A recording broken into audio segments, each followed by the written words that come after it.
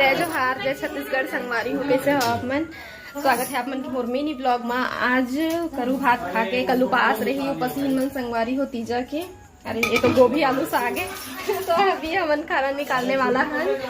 और इतनी बार बना है नानू हाँ करेला तल दे कहीं से बाबू ऐसा खाए नहीं कहीं जन इसे करके तो तल दिए है और बहुत ही खुशबू आ है तले करेला के मस्त वाले।